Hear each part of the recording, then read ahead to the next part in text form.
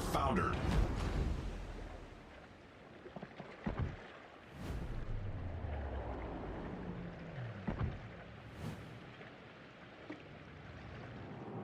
Hey team, it's Ripper here. Hope you guys are doing awesome. Got an awesome video with the Ragnar full DPM build, the best you can get in this thing, and we'll try it out right. And it was a Nailbiter game, a lot of emotion. Again, before we begin, like, subscribe, bell button below. Appreciate all of the help for those getting on the channel. We're going to 600 subscribers next. We can't thank you guys enough. Sailing ships, shooting ships like we're doing right now, and learning something from it. So Des Moines pops his hat out, and we are going to start firing at him because we like to do that in gunboat builds. Because remember, I'm on a DD main, and I like to also open water gunboat. I like to tease people to shoot at me, get them to start firing. It's kind of like the Wild Weasel mission back in the day, if you guys don't know what that is. Back in the day, Vietnam, Gulf War time frame, the F-4 Phantoms had a mission called the Wild Weasel mission, which is basically to get the AAA, SAM sites, anything that was shooting down airplanes, to turn on their radar to start locking onto them and start firing to reveal their positions, and then in turn they would fire their harm missiles back and eliminate the threat. Very, very ballsy mission. I cannot just say how much that's a very dangerous and honorable and very admirable mission for someone to take that risk to put your neck on the line to protect others, so that others may live. I like that phrase. I always heard the PJs always talk about that. But anyways, again, we're going to see this Des Moines. Hey, start firing at me. So we're going to fire at you, get him to reveal his position, because when he fires, he reveals positions. That allows our team to in turn return fire, and hopefully we can get a good focus fire going on right now.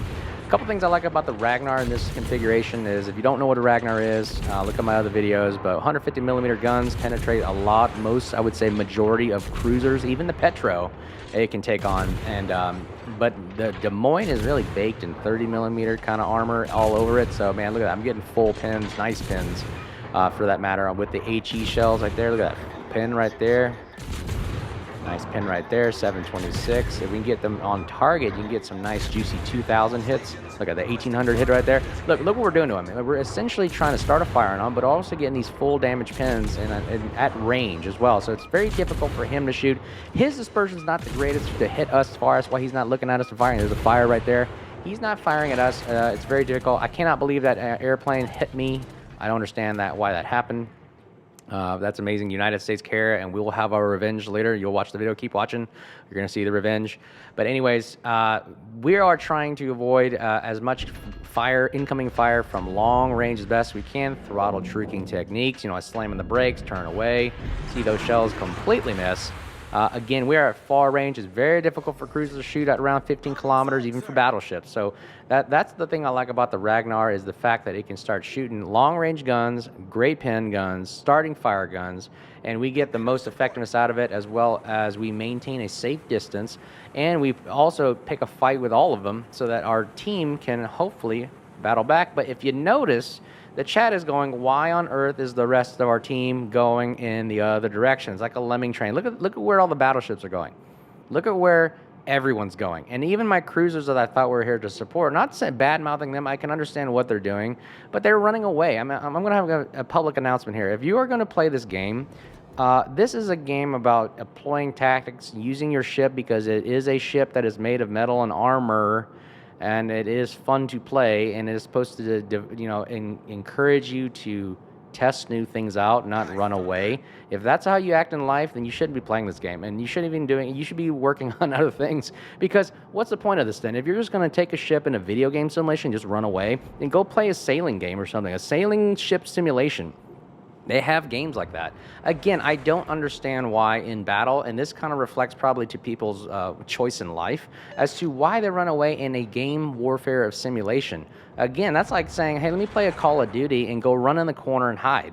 I just don't get it. I don't understand the mentality there. That's why I'm going, you notice why I'm always trying to turn in and encourage our team, hey, let's go to the offensive, take the fight to them, as opposed to everybody's just constantly running away. I understand there's the fear of HE spams and all that, and everything whatnot, but that's the purpose of the game. You're supposed to take shots at it. It's made of metal, it's armor, it's warfare, it's like tanks. They're supposed to take damage. You're supposed to lose hit points. You got health, you got repairs. Use them. And look at this. Like, at least this GK tried, And look, he died and he learned, hey, there's a valuable lesson there. Great. I applaud that. The fact that he tried to cap by himself was great that he tried. I like that now next time he's going to go like, okay, maybe I should try something else this way, as opposed to like, let me just stay in the back and then not take any fire, not do anything, and not support the team. And then again, the other thing I don't like about that is nobody supported the GK in his attempt. I mean, he was communicating, I'm going to B. Nobody helped him at B. That's another problem I see with the players in the game.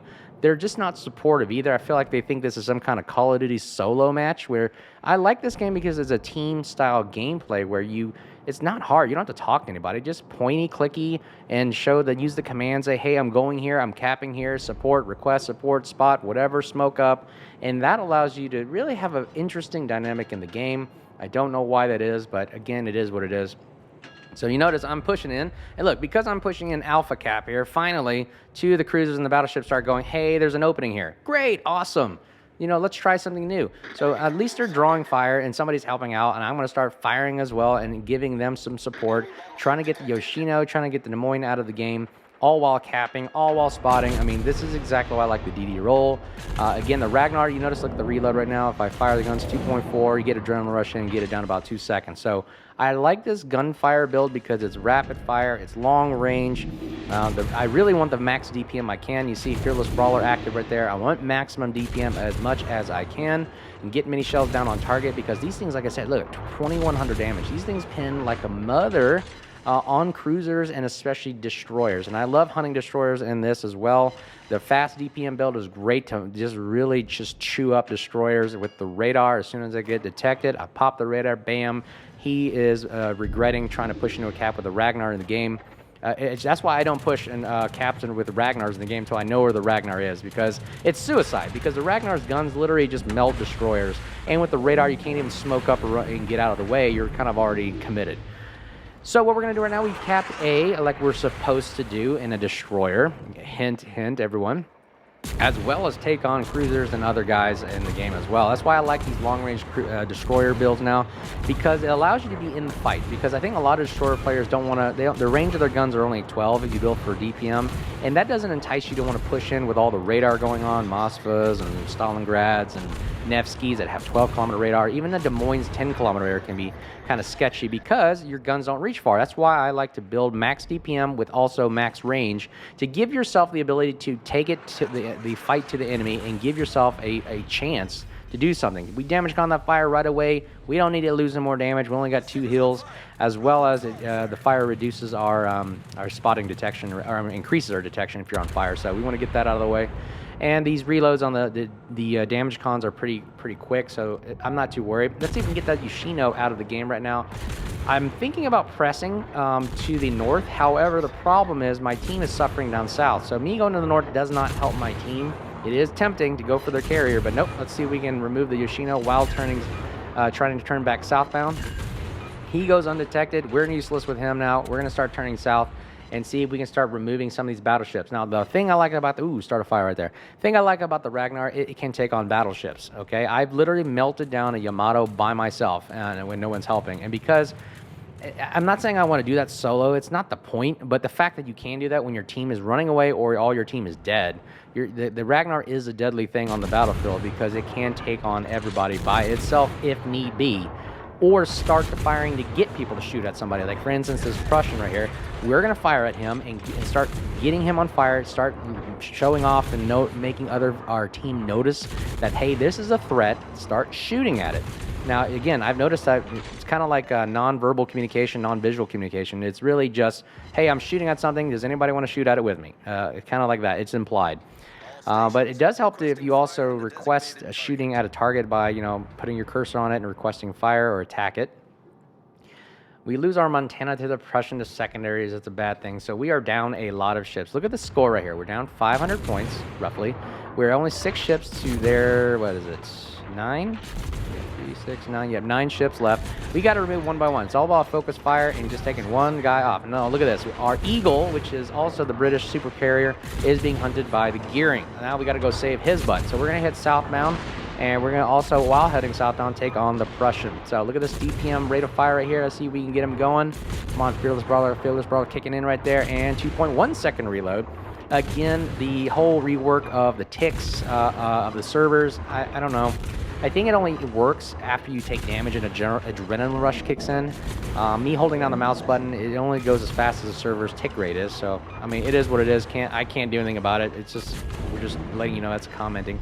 Look at that fire from the Eagle right there. Man, just shooting all those rockets on the Prussian. It looks really cool to see. That's why I like World Warships. The artwork, the design, the fire, the ships are on fire, gunfire everywhere erupting, the shells are flying in the water, splashing. This is why it's so much fun and to watch when it does work in a sense. So anyways, Prussian is almost dead right there. We just got to get a couple in. He is gone. Thank you, Rune, for taking out the Prussian as well. Napoli goes down. We are now down to 5 ships to their 8, but don't worry, never give up. My rule of thumb, never, ever, ever give up. You're always in the fight because you can always be an effective asset to anything if you just use your weapons and tools and systems to their max potential. So I know Azuma's 3 guns are slow. It's slow, so I'm going to just open fire, open water, gunboat, start a fire.